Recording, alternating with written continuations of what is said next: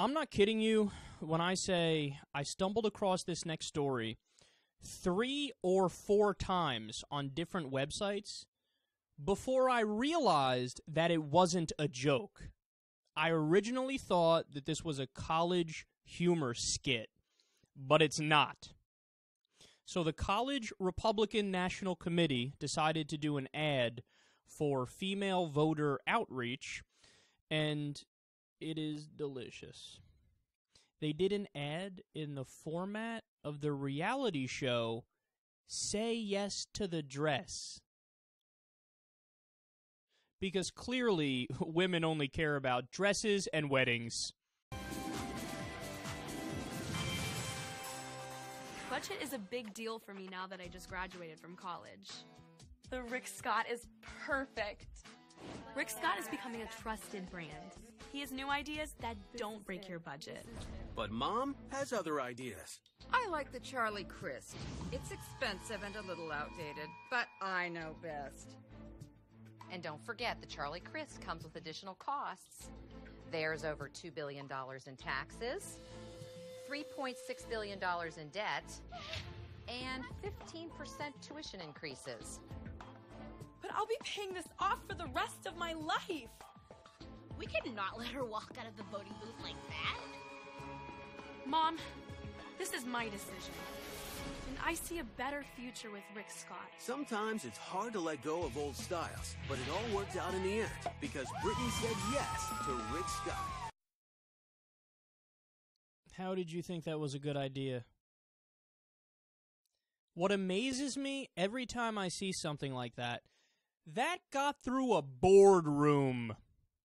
A group of people, let's be honest, a group of white men, elderly white men, well, actually it's the college Republicans, so young white men who are elderly at heart.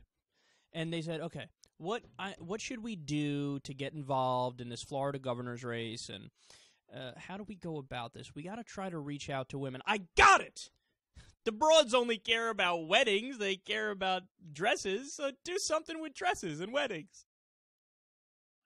And everybody in the room had to go, I think Ted's onto something. Actually, no, it's a Republican room, so I think Chad is onto something. Chad?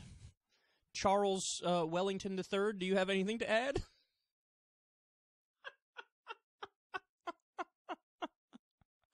You know, we oftentimes come out here, we go after the Democrats because they're not aggressive and they suck at campaigning and whatnot.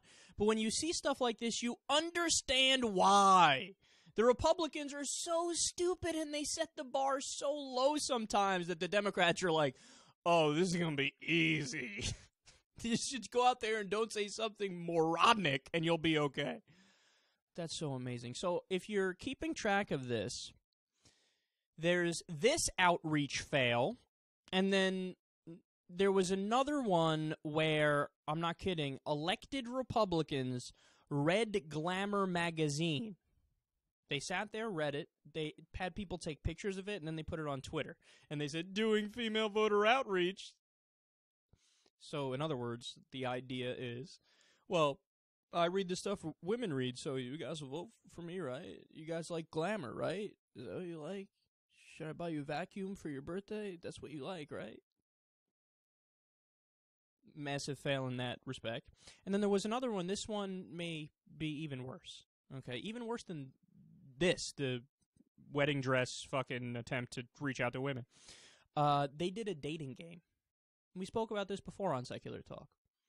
I forget which state it was in, but they were having some sort of race, some sort of political race, and they had a debate that was specifically for women to ask questions, and they did it in the form of the dating game.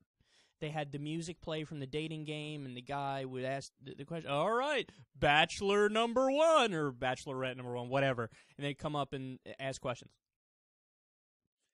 You don't need to talk to women only through the lens of what you view as stereotypically and sexistly women, a women's issue.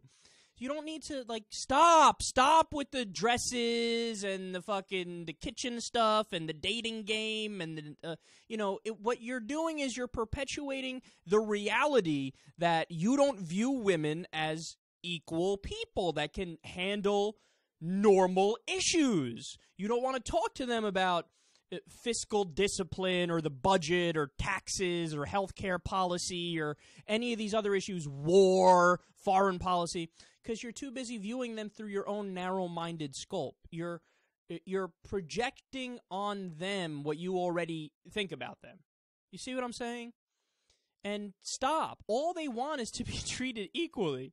All they want is for you to say, okay, we're pro-woman, and we'll prove that by not filibustering the equal pay bill. How's that for a radical idea? We'll prove that by not blocking the Violence Against Women Act multiple times because it was extended to LGBT women and Native Americans.